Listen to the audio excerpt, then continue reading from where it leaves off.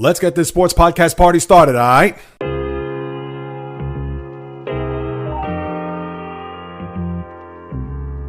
The JAYREELZ podcast. What is happening, my good people? Greetings. How are you? How's it going? How's everybody doing out there? What is the latest and greatest?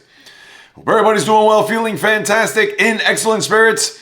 It's time to uncover the weekend and beyond of what's taking place and what's forthcoming when it comes to what's between the white lines in the world of sports, as this is the JAYREELZ podcast with Joe's JAYREELZ. For my first timers, welcome aboard. And for those who've been banging with me going back to the very beginning, somewhere in the middle, even as early as this past Thursday, I welcome you guys and gals back. And now that we start a new week, we also start a new series. Actually two, one with a game in the books and another one about to commence as we get that much more closer to crowning a World Series champion in baseball. And that's where I'm going to begin, people, because we have the NFL and college to talk about all of the rest of the fall and into 2026. So I get it. People want to get wrapped up in the NFL. Last night with Lions and Chiefs and a couple of other games, which I'll touch on. And of course, the firing of James Franklin, as well as what's happening with the Indiana Hoosiers. No, not the basketball team, actually the football team. But now with the championship series in full effect in the American League and the National League, which I'll preview momentarily, I have to go back and kind of bring us along over these last few days as to where we stand right now. And I have to start off with the Seattle Mariners because you have to wonder what is in the water in the Pacific Northwest right now, because I believe that the baseball gods are shining down on this Mariner team, knowing that they have not been to a World Series. They have never hosted a game in that city, let alone in that building. And right now they're just 3 wins away from achieving that.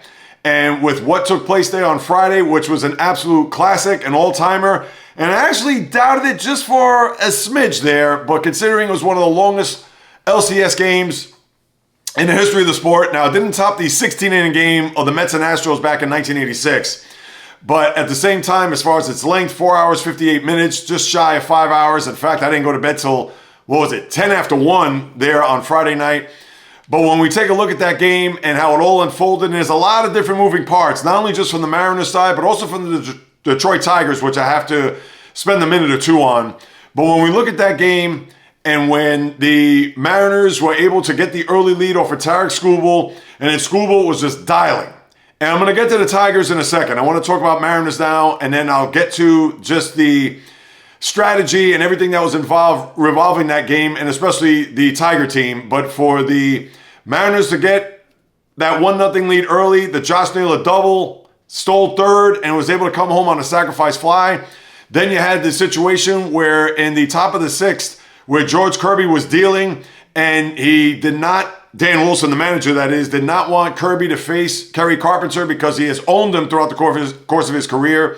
Granted that in the game he was 1 for 2, did have a base hit, but overall I believe was 6 for 12, and 5 of those hits were home runs. So he didn't want to go third time around the lineup, considering that he already had a man on first base, so I believe it was on second. That was Baez who hit a double.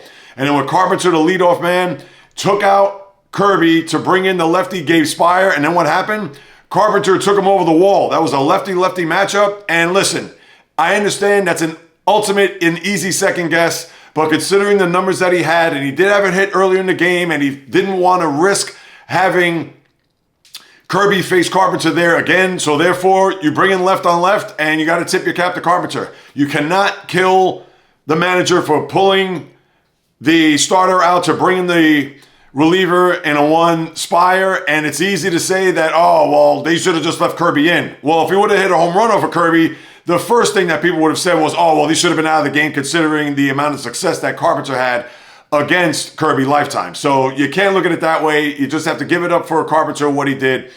And then when you get to the bottom of the 7th, where the Mariners were able to tie the game and they took Skubal out. Now, this is where I'm going to have to get into a little bit of strategy here, and this is when it happened in real time and not when it happened as a second guess. When Skubal struck out Cal Raleigh in the bottom of the 6th inning on a 101-mile-an-hour fastball, his 99th pitch of the game, and I understand Skubal was yelling and screaming coming off the mound. Did I actually think that was his final pitch? In the back of my mind, just based on his reaction, I did think that, and then, of course, you see between innings in the dugout, pretty much giving high fives to everyone. I said to myself, why is that the case? He's thrown 99 pitches, and I get it that he just emptied the tank throwing 101 to strike out a possible MVP in the American League this year. But for the Tigers, and knowing that your bullpen is, I'll say, unreliable. Yes, there's a couple of guys that you could turn to there, but how I looked at it was that if he could have gotten the Tigers through 7 innings, and considering that in Cleveland he threw 107 pitches, went into the 8th inning, and I understand you could say, well, they weren't stressful pitches. Well, I got news for you. If Scooble, who was dialing that day by striking out 14, and which he did in striking out 12 there on Friday night, why couldn't he have started the 7th inning? And I understand when you watch the postgame how the manager, A.J. Hinch, did come out to say that after the 5th inning, he felt like Scooble had one more inning left, and even Scooble confirmed that, saying that, Skip, I can give you one more inning, which I could understand between manager and pitcher. There was a mutual agreement, okay, fine. But even when he came off the mound, and I don't know if this was brought up in the postgame, I saw the whole postgame, but maybe with another reporter there or a local reporter afterwards, or maybe on the flight home, who knows.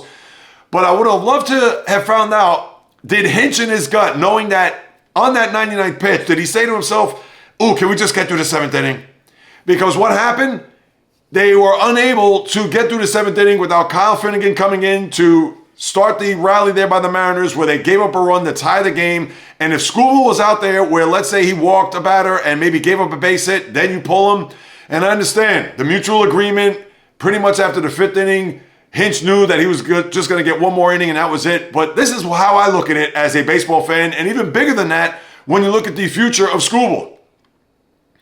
You want to see a guy like that pitch deep into games. You want to see a guy like that at least go 7 to know that you can hand it to maybe 1 or 2 relievers tops and hopefully get you home to a championship series.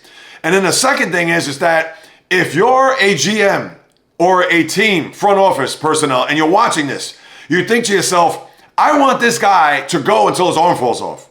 And I mean that with tongue in cheek. But in all seriousness, this is a guy that's one of the handful of great pitchers that are in the sport. A guy that could get you to a next round of a series. And I'm sorry, you got to ride that horse. That's why he's called a horse, to the end of that game or close to the end of that game. You look at what he did early in the postseason, as I mentioned, against the Guardians in Game 1. He went into the 8th inning, 7 2/3, and struck out 14 on 107 pitches. You mean to tell me he couldn't start the 7th inning? So I get it. Scooble let it all out, and Hinch felt all right. He gave me that 6th inning, but look what happened. And that was in real time, not when they gave up the run where I said, oh, well, Scooble should have been in the game. Absolutely not. And again, if you're a GM, do you want to pay over $200 million for a guy that's going to give you 6 innings max effort? No, you want a guy that's going to go 7, maybe 8, and I understand it's 2025 in baseball, so you're not going to get 9 innings, but maybe you get to a 9th inning with Scooble on the mound. I mean, those guys do not grow on trees. Those guys are only, as I mentioned, you can count them on one hand in baseball, a guy that could go a complete game and give you 110, 15, 20 pitches. Look at Garrett Crochet. He threw 118 pitches in that Game 1 against the Yankees in the wild card round. And what did that get them? It actually got him a win. Whereas Scooble, if he went through 7, who knows what the game would have looked like. Well, anyway, I digress. I just had to throw that out there. But for the extra innings where you had runners on base for both teams, situations where it looked like the Tigers were going to break through and take the lead, and absolutely situations where the Mariners were going to do the same. Jack Flaherty walking the first 2 guys, I believe it was in the 14th inning, and you're thinking, oh, forget about it. And he somehow, some way got out of it. Or a situation where some bad fielding led to 2nd and 3rd, and I believe it was 1 out, and then you had a scenario where they were able to get out of it without giving up a run. That was the Tigers. But it was in the 14th where it just all imploded, and I get it, Tommy Kahnle, he was probably the last guy that A.J. Hinch wanted to use, and he does have a good resume as far as what he's been able to do in Major League Baseball, being that guy, but we've seen him time after time in big spots, most notably for the Yankees, where he gives it up. And unfortunately, it was his time to give it up, where Jorge Polanco with the bases loaded, the base hit that wins the game. Everybody in Seattle is euphoric. They move on to their first ALCS since 2001. And the Tigers, I mean, what could you say? A just bitter, tough defeat. And despite the fact that they've been on a roller coaster here these last few weeks, giving up the division to the Guardians, then clinching the next to last day of the season to get into the postseason, beating the Guardians and exacting some revenge and then getting to a fifth game here. I mean, just as tough as it could possibly be. And how I look at it, you have one more year with Skubal. If the Tigers could get another good bona fide starter there to go along with Skubal and maybe another big-time bat, who knows? Maybe the Tigers could get themselves to an ALCS and beyond. But as the way the team is currently constituted, they've back-to-back years have gotten to the division series, to a fifth game, but have been unable to get past that. So let's see what the front office does for the Tigers there here in this upcoming postseason. But then the Mariners last night, I mean, what could you say? So after the game ending local time, which was what, about 10 p.m., champagne flying, coming down from that emotional, psychological, physical, everything high that you could possibly spiritual even. And then they had to get on a plane to go to Toronto where they've used up even their starters in that game. Whether your name is Logan Gilbert, whether your name is Luis Castillo.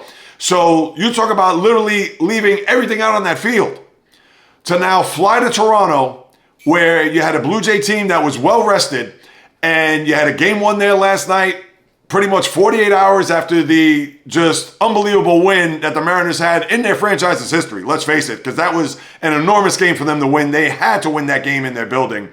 And now they go to Toronto where in the first inning they had a little bit of a rally, but that did not go through, where Raleigh gets thrown out at the plate and you think to yourself, uh-oh, let's see what Toronto's going to do bottom of the inning. And there goes George Springer, a guy who knows his way around October, leadoff homer, and you're thinking, oh, geez, Toronto is just going to probably have a field day against a weary, tired, and spent team there by the Mariners.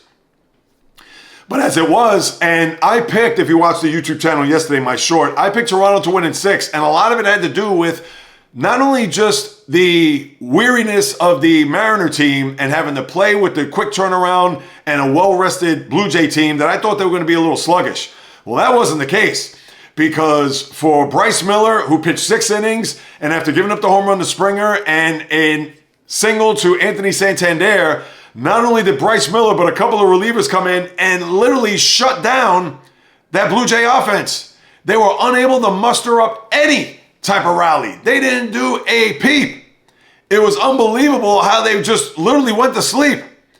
And then for the Mariners to get the home run there by Cal Raleigh, and then the big RBI, 2-out RBI single there by who else? Jorge Polanco to make it 2-1. And then 2 innings later gets another key RBI single to then make it 3-1. And like I said, the bats were asleep for the Blue Jays, and you'd only hope they can wake up here this afternoon as they'll have the first of 2 games.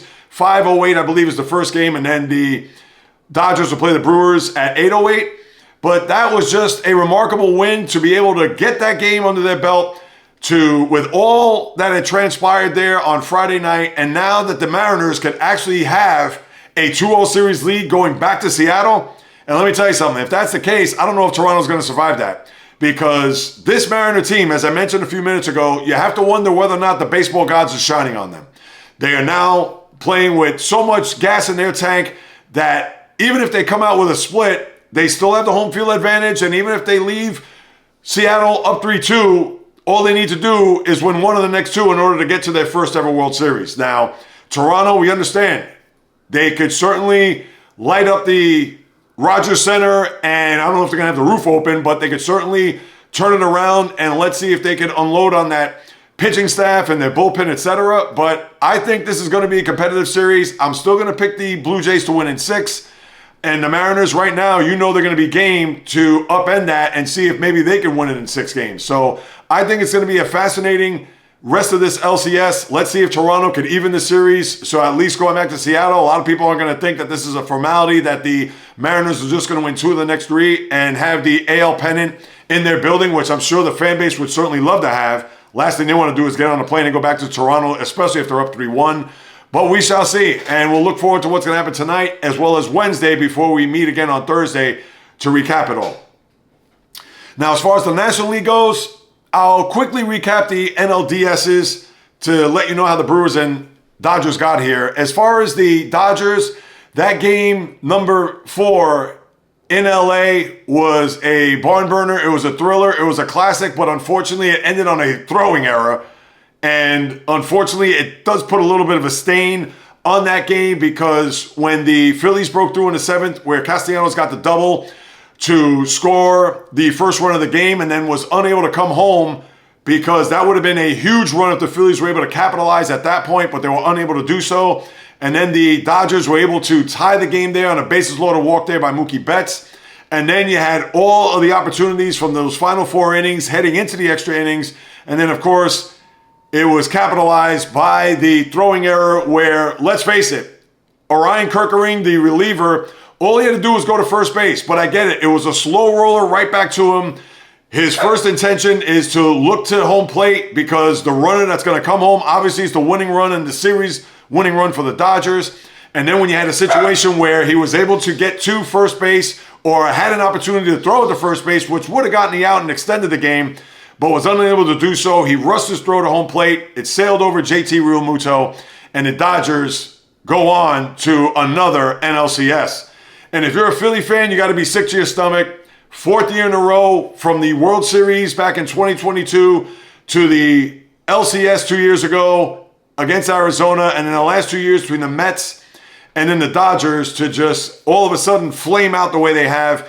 And with Kyle Schwarber, JT Realmuto, as well as Ranger Suarez, among others, that are going to be free agents here in this coming off season, you have to wonder whether or not is the window maybe not fully closed, but you got to come to think that it is certainly starting to close. Because who knows what Zach Wheeler, you would think he's going to be close to being healthy, but is he going to be healthy by the time opening day comes around? Who knows? That thoracic outlet surgery is 6 to 8 months, and he got that surgery when? Sometime in the middle of September. So now you're talking about March, maybe even into as late as May for him to get back on the pitching mound. So that we'll have to wait and see. And then if you're not going to have Ranger Suarez, you still have Aaron Nola, but is coming off of an injury-plagued and certainly down year for him. You do have Christopher Sanchez, who obviously is a very good pitcher and pitched well in game number 3. Game number 4, that is, because he did start that game and did pitch very well. But all I got to say is if you're a Philly fan, you have to pick up the pieces and wonder whether or not the team is going to be rebuilt here or even reloaded for that matter. Do you bring back the aforementioned players that are going to most likely be at other addresses by the time we get to next spring? So that's the situation with the Phillies. And then the Dodgers move on to play the Brewers. And the Brewers, let's face it, they were not overly impressive. They lost the 2 games in Chicago. They blitzed them right out of the gate. Ian Happ hits a 3-run homer in game number 4. And all they do is just go on to a 6-0 victory. The Brewer offense was similar to the Blue Jays, asleep there, although in a different round and, of course, different league. But with that being said, you move to a Game 5 there on Saturday night, and there were all solo shots for both teams. And when you have a situation where the Brewers, they were able to break free first with the home run by William Contreras, and even though Seiya Suzuki tied the game, but then in the 4th inning, Andrew Vaughn hits the go-ahead home run, and then in the 7th inning, Bryce Terang literally put the cherry on top. But the Cubs, for whatever the reason, I guess it's the bullpen, it's the pitching, couldn't muster up a rally, was no threat. You didn't get an opportunity where it was 1st and 2nd, nobody out there in the later innings, or a situation was 1st and 3rd with 1 out and the Cubs are threatening. You didn't get to see any of that. So the bullpens and the pitching matchups have certainly fared well, not only for the Mariners there yesterday against the Blue Jays, same for the Brewers and Cubs there on Saturday.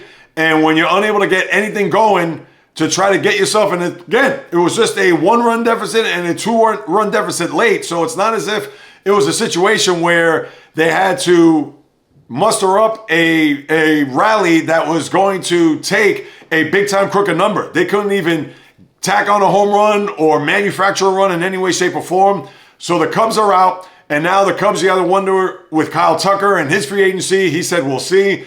They certainly need a big-time thumper there in the middle of the lineup. I think the Cubs do. They have decent starting pitching. Justin Steele, who is out with Tommy John, you would think he's going to come back in the middle of next year. So that's almost like having a midseason acquisition by bringing Steele back. But to me, the Cubs need a big-time thumper in that lineup. And who knows, does Kyle Schwarber go back home with Chicago? Probably not, but that's just maybe a name that could be thrown around here. A left-handed bat to use as a DH there in the north side of Chicago to kind of bring the Cubs back to where they were, think about it, a decade ago when they were in the middle of that run where they won a championship there in 2016. And as far as the Brewers, yeah, not overly impressive, but they did get the job done. And now here we go with an NLCS that a lot of people were anticipating. The best team in the sport over 162 games against the defending champ. And here's what I'm going to say about this series, and this is in a big nutshell. I know the Brewers are 6-0 against the Dodgers this year in the regular season. What does that mean for today? 0. I don't care what the Brewer fan or even the Brewer players are thinking. And you know the players are thinking, no, that doesn't mean anything right now because it is a whole new series, a whole new season. And think about this. How many times have we seen a team dominate another team in the regular season only to meet up in the playoffs and then have it go up in smoke? And the first thing that comes to mind as a longtime Met fan, 1988, NLCS. The Mets won the season series there 10-1. They won 10 of 11 against the Dodgers. Look it up. And the one game was a rainout, which was not a makeup game.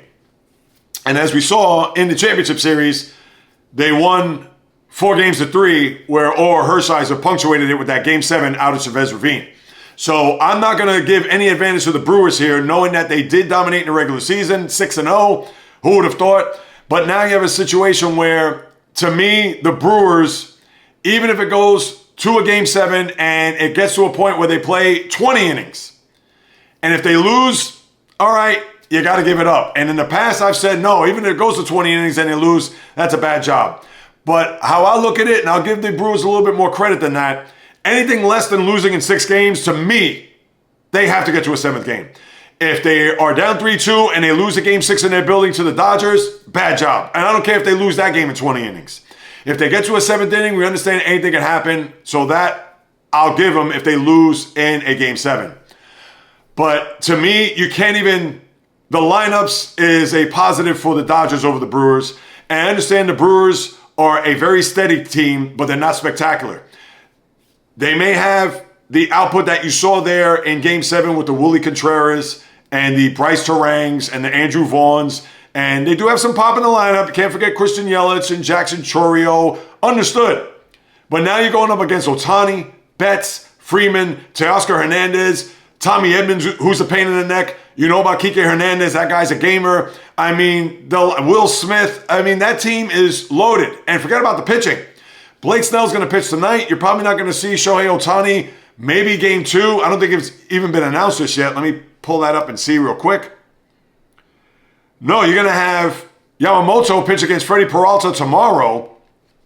So you're looking at Ohtani Game 3, probably at Dodger Stadium. And we're not even bringing up Tyler Glasnow. We're not even bringing up Clayton Kershaw, who was terrible in his performance there in relief, which we talked about. But the Dodger team is loaded. And then you have Roki Sasaki, who's going to be a closer from here on out, because I wouldn't trust anybody else. I'm not putting Blake Treinen in that role.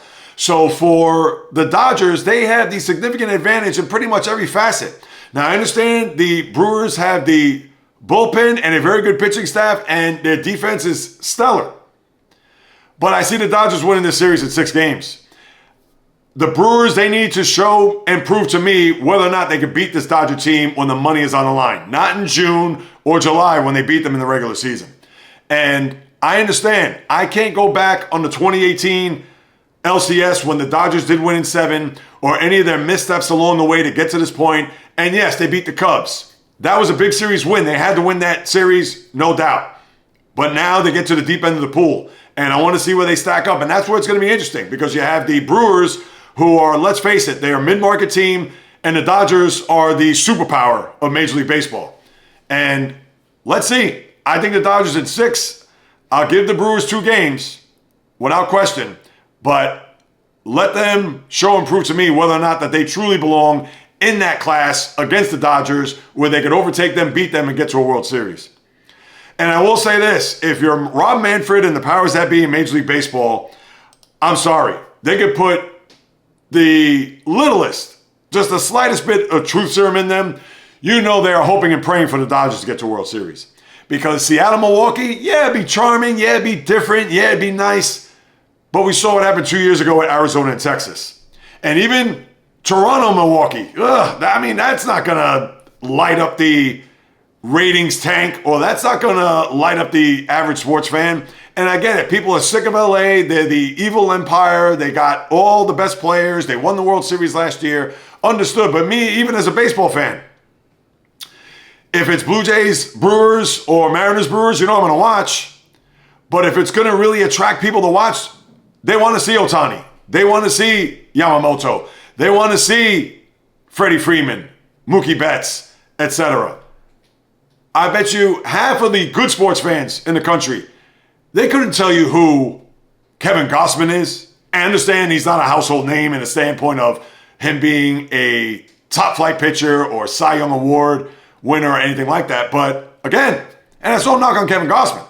People know who Vladimir Guerrero Jr. is. Not many people know who some of the other players on the Blue Jays that you couldn't pick out of a lineup. Like you're going to pick out Davis Schneider or Nathan Lucas or guys like that? Not at all. And the same goes for Seattle. Yeah, they know who Cal Raleigh is, maybe Julio Rodriguez. But Jorge Polanco, that guy's bounced around in baseball all over the place before he ended up with a home in Seattle. The big-time baseball fan or the diehard sports fan know who he is, but the regular average fan doesn't know. So that's how I'm looking at it from that standpoint. So to me, I would think they would want to see Dodgers, Blue Jays, Dodgers, Mariners before they see Seattle and Milwaukee or Toronto, Milwaukee. I mean, that's all there is to it if you ask me. So that's what you have there with the baseball, and obviously we'll take a look on Thursday to see how this is all going to unfold and shake down. And then a couple of quickies. Mike Shildt, the manager of the Padres the last 2 years, stepped down, retired, said that mentally and physically it's taken its toll. And very good manager. We know prior to that he was with the Cardinals, but here, after the 2 years, it was time for him to exit stage right. I mean, what more can you say? And now they're going to have to look for a manager, as well as several other teams out there that are going to look for managers. So we'll have to wait and see. But Shildt decides, I've had enough. Who knows if he's ever going to come back again unless he gets his batteries recharged and resurfaces somewhere else in the next 2 years. But right now, you would think Shildt is adios and sayonara as far as managing in baseball ever again. And then you had some sad news in baseball where Mike Greenwell, who was a runner-up of the 1988 American League, National League, or American League Most Valuable Player Award. I had American League and National League tied up there. My apologies. Runner-up to Jose Canseco that year on a Red Sox team that won the AL East and actually played against the Oakland A's in the National League and American League Championship Series. All right, I'll get my leagues straight here, JAYREELZ. Passed away at the age of 62. His wife had reported that on social media. The details of his death have not been announced. But here was a guy that was a very good player. Obviously had that one big year in 88. And even when it was found out later that Canseco was taking steroids and Greenwell came out and said, well, that should be my MVP award. And maybe that's a little bit of sour grapes on his part. I mean, obviously that was decades removed. So even though if he wanted to try to wrestle the MVP award away from Canseco, I mean, it's already in the history books. I mean, you can't really say, all right, well, now we're going to take that award away from Canseco and give it to Mike Greenwell. And now he is your 88 American League MVP. But despite that, the sad part being thoughts, prayers, condolences go out to the Greenwell family, the Red Sox, Major League Baseball, 62 years of age, way too young, and not knowing the extent of his death. That just very sad. What more can you say about that? And real quick, I don't know if I mentioned this last week, but I promise this will be 60 seconds or less. My over-unders for this year, I was 4-2, and I had to wait till the last day of the season in order to clinch that record, which, all right, better than 3-3. Not great. You want to be 5-1 or 6-0, but I had to have the Angels lose on the last day of the year to the Astros, who, remember, they were in a free fall at 72.5, and they ended right at the number 72. And then the Rays, who going into the last weekend of the season had to lose a couple games, which they did, obviously, to Toronto. So therefore, I believe they ended up, 78, and they were 80.5 was their number. So I ended up winning that 4-2 for those who care. Now let me put on the helmet and shoulder pads, get to the NFL here. And I have to say, the NFL yesterday was a snooze. It was a bore. It was bad. And people could say, oh, what about this game, JAYREELZ? Oh, you're crazy. NFL is always heightened, always something going on, always something happening. Well, you had the big upset there on Thursday night. I'll start there with the Eagles and Giants, where Jackson Dart played well, but that guy, he's looking to get under the blue tent and maybe out for a few weeks if he doesn't protect himself and is a little bit more heads up with some of his runs and trying not to do too much. But Cam Scatterboo, the kid from Arizona State, who I loved even watching last year get to a college football playoff. That guy is a battering ram. He's a throwback type player. Reminds me, he's a lot smaller, but it reminds me a lot of Mike Alstott, the former Tampa Bay Buccaneer fullback, if you remember him from the mid to late 90s and beyond. But for the Giants to win that game and the Eagles, I don't know, they're in a slumber. They did lose, if you recall, to the Broncos just a few days prior, and they go up the turnpike and put up a stinker. Now, I wasn't really wrapped up in the game. I was into the baseball, of course, as you know, but that's a bad loss for Philly, a division loss, and not only that, but it puts them back as far as, and this is very early to even get into this, but when you're talking about tiebreakers and you're talking about seeding when it comes to the NFC, because to me, the big story of yesterday was the Buccaneers. Tampa, who had San Francisco coming in, and I know they are banged up big time. No Brock Purdy, no Nick Bosa. They lost Fred Warner in the game, who broke and dislocated his ankle, so he's done for the year. No George Kittle, who could be coming back as soon as this week. And even though Mac Jones has played well in Brock Purdy's absence, but for the Niners to travel cross-country, and generally when a team is going to travel from west to east, they always, for whatever the reason, had the disadvantage, notwithstanding the Los Angeles Clippers, who won in Miami yesterday, and even the Rams, for that matter, winning in Baltimore, but they're also compromised. But when you have the Buccaneers, who right now have the best record in the sport, and I understand we'll see what happens tonight with Buffalo going to Atlanta as they look to go to 5-1, and you also have Chicago and Washington. You're going to see a lot of the Hail Mary there from last year's game when the Bears lost in the nation's capital on the Jaden Daniels end of the game long toss for a touchdown. But the Buccaneers, here they are, 5-1. Baker Mayfield, you would think, is your front runner for MVP at this moment. And what they did to the Niners yesterday, again, I know that they are hurting. I know that they're not whole. But you have to look at this team as a Super Bowl contender, at least right now. Now, of course, a lot could happen throughout the rest of the season. And also what's going to scare you is that head coach, because Todd Bowles, his clock management is atrocious. He's always been a guy that is just bland and vanilla in these press conferences. He almost has taken a page out of the Bill Belichick school of post-game and pre-game press conferences, for that matter.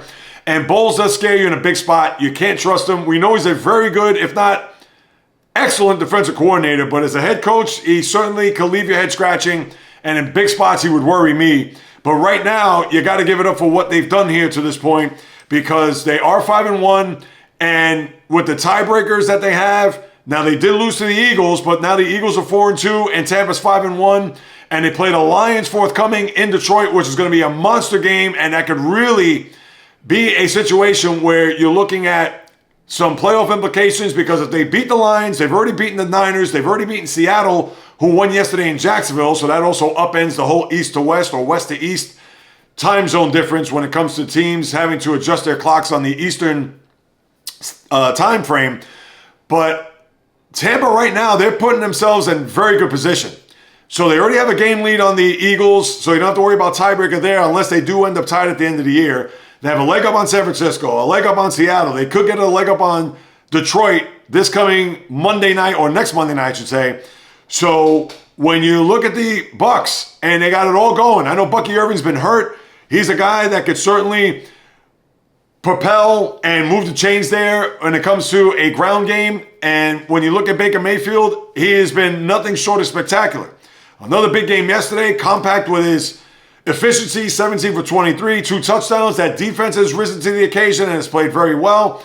So what more can you say about what the Buccaneers have done? They've been a shock. They've been a surprise to get off to this kind of start. And I get it that the schedule's been a little bit tricky here. They played Philly. They opened up against Atlanta, who they lost to twice last year, if you recall. And then obviously beating the Niners here. So let's see how this gravy train will continue to roll there in Tampa. Could this be a team that could be a 1 seed when it's all said and done, or even be a Super Bowl contender? A long way to go. But you got to like what you see in Tampa, considering what they've done here over the first 6 weeks of the season. And, I mean, think about it. They have the best record after 6 games in the sport over anybody. And I understand we got to wait to see what happens tonight with Buffalo and with even... No, well, Pittsburgh's 4-1, but they already had their bye. So great start by the Buccaneers. Now, as we go through the games here, and I'm going to trim some fat, there isn't a lot that I'm going to get into, but Carolina has been a big surprise here. Now, they beat Miami, all right, fine, no problem, but Dallas comes into their building, and they had Rico Dowdle, after that 206 rushing yard performance against the Dolphins last week. He called out his former team, saying that, yeah, I'm ready to go against my former team. I'm going to show them what they missed out on, blah, blah, blah. A lot of bluster, we thought, because it is Rico Dowdle. I mean, nobody's going to confuse him with Earl Campbell, even D'Angelo Williams from Panther yesteryear. But what did he do?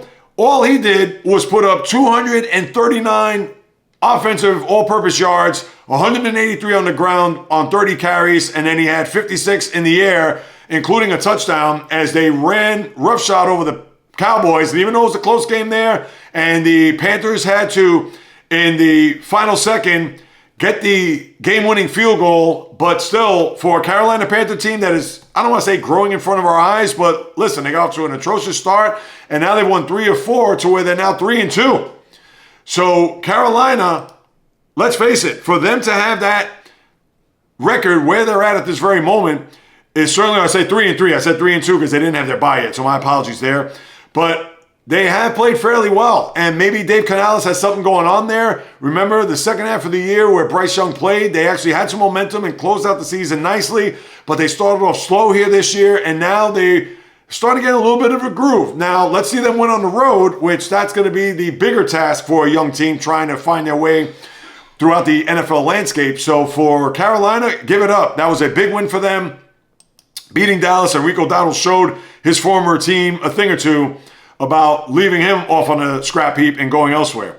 But the other games yesterday, and listen, I know Indianapolis won against Arizona, but Arizona, as we all know, is a mess, considering what happened there the week before with the dropped ball there with Del Mercado at the goal line and then the interception. I mean, just unbelievable how the Arizona Cardinals find ways to lose games. I talked briefly about the Clippers. The Chargers beating the Dolphins, and that's in disarray too, because Tua is all of a sudden saying that the players, there may be some fracturing there in the locker room, and a situation where Mike McDaniel could be on the hot seat. I think he's already on the hot seat, but now it can only get worse for him. And Tua also calling out some of the players. That's not a good look down there. Seattle beating Jacksonville after Jacksonville won that big game there Monday night against the Chiefs. And listen, Seattle, they're a good team. 4-2, come east, and they win down in Jacksonville. So a little bit of a step back for the Jaguars there, as they could have gone 5-1 with a win there, but did not. Vegas beats Tennessee, big whoop there out in the desert.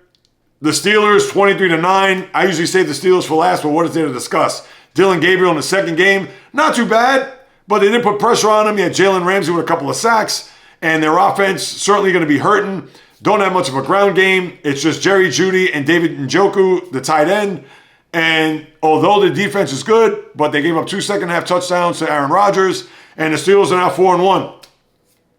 Rams come east and beat the Ravens again without Lamar Jackson. And, of course, they are a mass unit where they have injuries abound on both sides of the ball.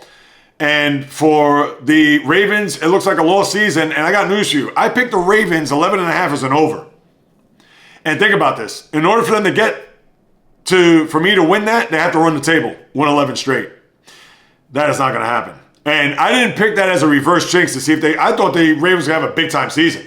And right now, they are hurting for certain, and who knows? They may end up being in the top 10 as far as the draft goes.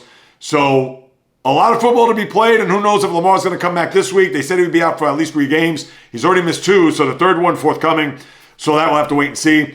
But that was one that are you going to write home about? And to think, that's the third time in the last 5 years that the Rams have been to Baltimore, and they beat them all 3 times. Think about that. With the way the schedule had worked out to have the Rams visit Baltimore in 2021, 23, and 25, and were victorious on all 3 trips. So, as a matter of fact, I take that back. Did they lose this middle game? I think they lost the middle game in 23. They were trailing, they came back, but then they lost that game, I believe. So you know what? I got ahead of myself, people. My apologies. But they did play in Baltimore 3 times in the last 5 years, but they did win 2 of those games. I know they won the first one. Odell Beckham Jr. got the game-winning touchdown back in 21. All right, so I digress. Then you had the New England beating New Orleans. I know New Orleans plays well in their building and they play tough, but obviously not enough. And Drake May, he's continuing to progress, do well. And now, after that big win in Buffalo, they're now 4-2. And that's a big game tonight where Buffalo goes to Atlanta, because if Buffalo does lose to the Falcons, the Patriots will have the tiebreaker and they'll be technically tied, but they'll have the edge with the win last week of them being in first place. Then you have Cincinnati losing to Green Bay, even with Joe Flacco there. It was a situation where Flacco trying to get himself adjusted, and he did throw for a couple of touchdowns, but they trailed. They tried to come back and make it a game, but the Packers were able to win and prevail there in a big fourth quarter where they scored 17 points. It was 10-7 Green Bay going into the fourth quarter, but they were able to pull away, although the Bengals tried to make it a game, but they fell short, and therefore now the Bengals are 2-4, and the Packers are now 3-1-1, because remember, they had the tie against the Cowboys. And then you had the game last night where I didn't really get into. I was more wrapped up in the baseball. But with that being said, the Chiefs did beat the Lions 30-17. I know it was marred by the fight there at the end with Brian Branch smacking Juju Smith-Schuster. Why? I mean, because of blocks that were finished late in the game, and then Branch took umbrage to that, and then at the going to shake hands, slaps him, and then you have a little bit of a fracas there. I mean, Branch should automatically be suspended. Certainly he's going to be fine, but he should be suspended a game. That was uncalled for. You did not have to smack the guy. I mean, really. But for the Lions, listen, they have had a brutal start to their season. They've had tough games everywhere, and they're going to have a lot more tough games ahead. I mean, think about this. They started in Green Bay with a loss. They had a division game, all right, they beat the Bears, no problem. They had to go to Baltimore on a Monday night, and that's when Baltimore still Lamar Jackson, and even though they were 1-1, but the Ravens were still a pretty stout team at that time. Then they played the Browns, all right, fine. Bengals, okay. But then the Chiefs, and now they're going to have the Buccaneers come into their building Monday night, and then follow that by the Vikings, at Commanders, at the Eagles. So, yeah, their schedule is going to be very tricky from here on out. So I don't want to say get a pass, but it was on the road. The Chiefs, who were coming off of that game there over the weekend, who they played? They had the Giants, Ravens. Then they lose to Monday night against the Jacksonville Jaguars. So you know that they had to want to get closer to at least be at 500, which they got themselves back to 500. So, and I didn't watch fully. I know the Lions had an early lead, but then Mahomes took over, and the next thing you know that they go ahead winning 30-17. And you have the two games tonight, which I could care less about. Buffalo, Atlanta, Chicago, Washington. I'm going to be wrapped up in Dodgers-Brewers. Sorry, NFL. So that's what you have there. And that's it. Not a spectacular week. I'm sorry. Not one that you're going to write home about. And yeah, you did have some compelling games, but certainly not ones that you're going to be jumping for joy, going crazy over, where you had last-second field goals. And even though I know you did see that in certain places, the Carolina game, as I mentioned, but NFL had a very ho-hum week for them. Now, let me get to the college real quick, because for what we saw over the weekend, and boy, was it a weekend. And I'm going to highlight the two big storylines. I know, let me pull up the schedule here. I know Michigan lost to USC. That's small potatoes, but you got to wonder, big picture. If they lose to Ohio State later on, they could be out as far as maybe being a team trying to sneak into the postseason. But that's not where I want to begin. But that's just how partly of what the week that was there in college football. Now, I have to shut up about Indiana. I know I've talked about them dating back to last year. Oh, let me see them beat Ohio State, which they did not. All right, well, let's see them at least be competitive in the game against the Fighting Irish. They were not. All right, let's see now against Illinois, where, okay, Illinois was ranked 7th in the nation, although I'm not a big believer in Illinois, and they lost to Ohio State there over the weekend, which, no surprise.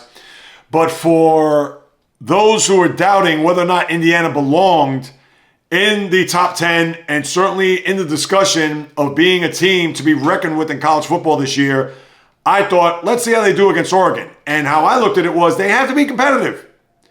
I don't want to see them tied at the half and then Oregon takes a 2-possession lead, whether it's by 11, whether it's by 10, 14, however many points it may be, and then they cut it to within a score, not having the ball to go down the tie, and then they lose the game, let's say 36 or 34-21. That wasn't going to cut it for me. They had to be competitive in the game into the fourth quarter, within a score, or maybe even taking the lead. And guess what? They had a lead going into the fourth quarter where Fernando Mendoza threw that interception where it ended up being tied for the Ducks to tie the game. And then you're thinking to yourself, uh-oh, is this where Indiana's going to unravel? Is this going to be a situation where now the lights were too bright? Because Oregon, although this isn't a vintage Oregon team, led by their quarterback Dante Moore, but you felt as if the game in their building and knowing that Indiana has not played in a regular season, all right, you want to say Ohio State, but still, those are the Buckeyes. And for them to respond with a touchdown drive in their own right, and then at 27-20, get the interception off of Dante Moore, which led to a field goal. And let's face it, Indiana, I won't go as far as saying manhandled them, but they did. Their defense was stellar in this game. 6 sacks. They forced 2 interceptions off of Moore, including that big one there at 27-20. And they had, quite frankly, probably the best game that any Indiana football team has had as long as I've been alive. We all know the Hoosiers. When you think of the Hoosiers, you think of basketball. Nobody's thinking football. But Curt Cignetti has turned that program around. They went from Curtis Rourke, the quarterback they had last year, to Fernando Mendoza, and Mendoza's had a big-time year. You would think he's probably going to be in the running for a Heisman, you would think, considering what he's done here so far this year. So, yes, although I got to now see this against Ohio State, but I'm not going to say that today. I'll say that for when they match up against one another, and that game is going to take place in 2 weeks. So let me pull that up correctly. As I have the schedule here, Indiana. Oh, no, I take that back. I said Ohio State. I meant when they play Penn State. So that is a huge, huge error on my part. I had Ohio State in the brain because I was thinking about the game last year, which they did lose to, and I thought they were going to face them down the road. Actually, that's going to be a great segue because for Indiana, and they're going to play Michigan State at home, UCLA at Maryland. The rest of the schedule is going to be cake, except maybe for one game. Now, I wouldn't be surprised. Michigan State, could there be a little bit of a letdown? We'll talk about that more on Thursday. But the team that I thought they were going to face down the road in Ohio State, and one more time, hand raised high, my error there, they're actually going to face Penn State. Now, Penn State, if you haven't heard, they are mired in a 3-game losing streak. And they lost to, of all teams, Northwestern on Saturday. They did lose their quarterback in the process, Drew Aller, who was not having a big season. And he's going to be done with, I believe he has an ankle injury where he's going to be done. And in essence, they said goodbye to the head coach, James Franklin, who, as we all know in big spots, has never been able to win the big game. And for Franklin, was this coming? Was this maybe a little bit too abrupt? Well, when you're Penn State and when you were ranked as high as number 2 a few weeks ago, before things started to go awry, and we could look back and see where they got up to that great start, and then they lost to Oregon. Funny enough how Oregon comes back in the mix. And Oregon was in your building. I understand the game was in double overtime. But with that, and then the embarrassment that happened at UCLA, where they got their doors blown off, and then the lose to Northwestern at home, inexplicable. James Franklin gets sent packing, and now you have a situation where heads are spinning in Happy Valley, where everyone is not too happy, knowing that a season with so much promise. You made it to the semifinals last year before losing to Notre Dame. And everything going into this year where you thought Drew Aller was going to take that next step at quarterback, that James Franklin was finally going to win a big game in the regular season where they're going to play Ohio State, which right now doesn't even matter at this point because they are not making it into the college football playoff. Even if they beat Ohio State and Indiana in back-to-back weeks. Now, maybe if they beat them back-to-back weeks and they run the table, they probably could get in because those are 2 of the top 3 teams in the nation right now.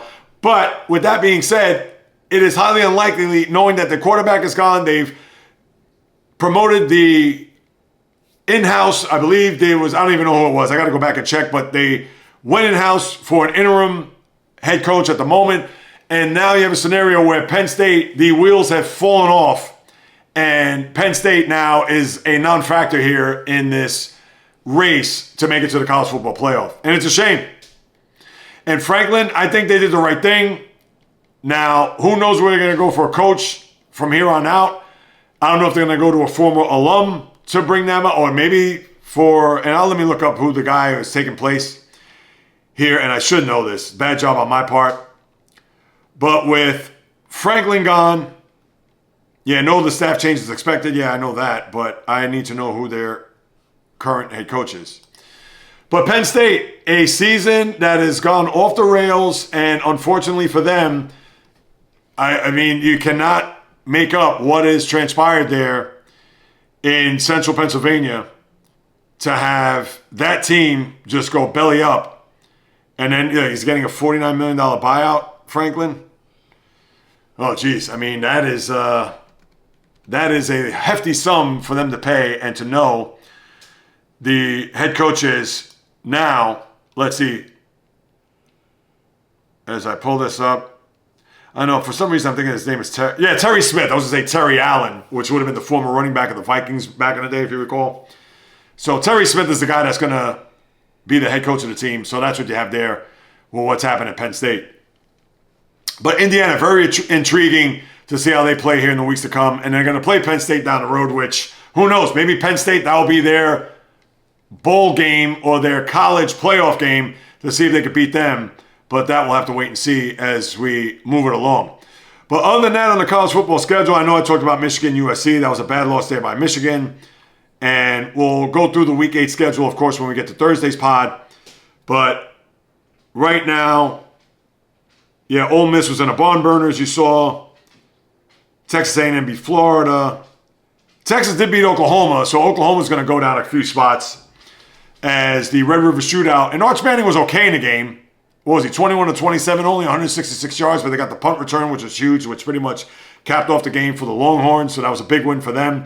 And as we know, Texas has been up and down, losing to teams that they had no business losing to, although they did lose to Ohio State to start the year. But then, I mean, please, for Texas to, I get it, they're Florida, but to lose to them, and even though it was in the swamp, but still, if you have Arch Manning, who everybody thought was going to be the Heisman Trophy winner coming into this year, and he's going to be far from that. And to me, that was a bad loss on his ledger, but still. But other than that, college football, that's what you have there. Nothing else to really unpack. Go through Georgia beating Auburn. I know that's always a barn burner of a game. And Tennessee winning LSU. So, yeah, that's what you have there. Florida State loses to Pittsburgh. Okay, fine, but they're at the bottom of the top 25. That is your college football. All right, now let me turn my attention to some NBA before we wrap it up here.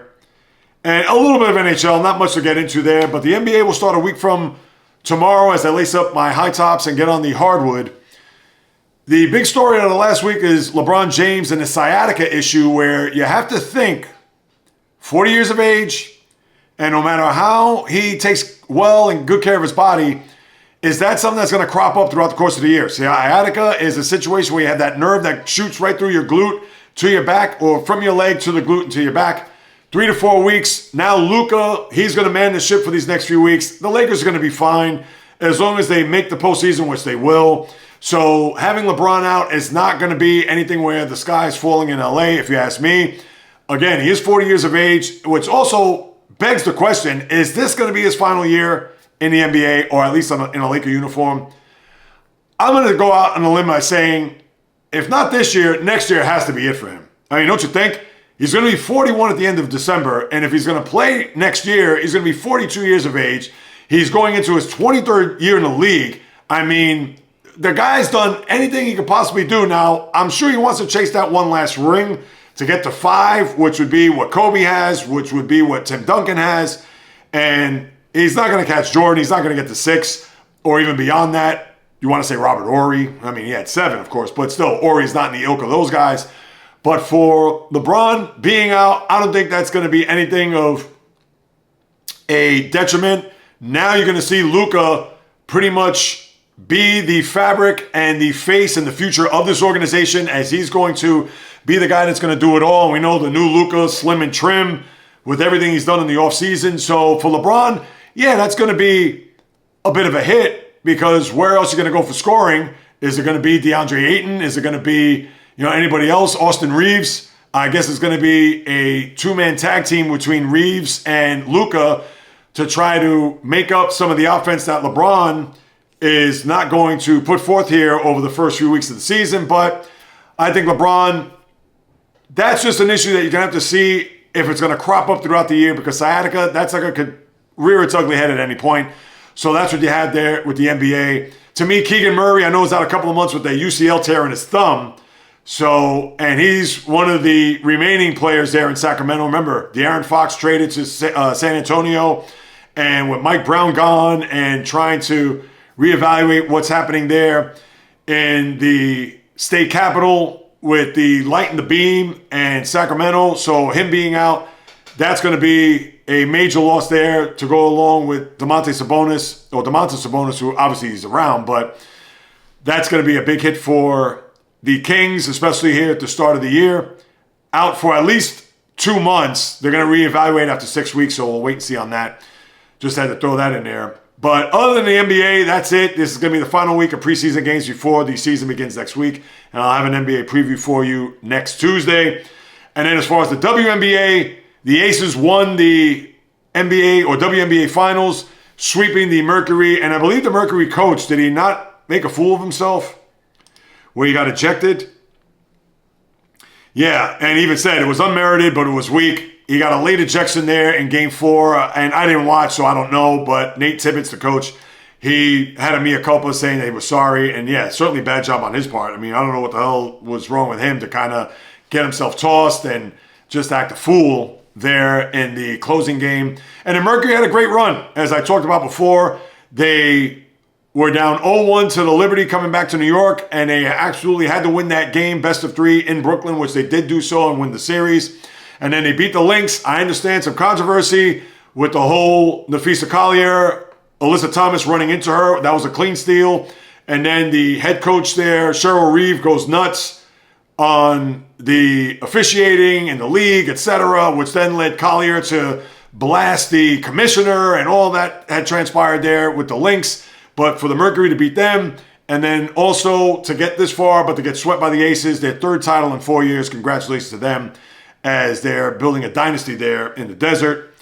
And then lastly, real quick, with the NHL, not much to really unpack. The first full week will be tomorrow, but you do have the Panthers not missing a beat, even without Matt Tkachuk and Alexander Barkov, 3-0 to start their year.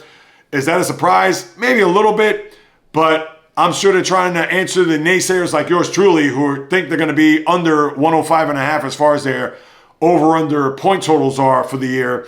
But give it up. The Bruins have had a good start. They're 3-0 to kick off their year. And a lot of people think the Bruins, I think that number was 80. They may be right around that or even below. And the Brewers, as you know, they've had some big regular seasons. 3 years ago, they had that epic regular season, record-breaking for that matter. But the Bruins off to a tremendous start, so good for them. And who else do you have here? Carolina 2-0, no big surprise. The Avalanche 2-0-1, Stars 2-0. The Kraken 2-0, a bit of a surprise there.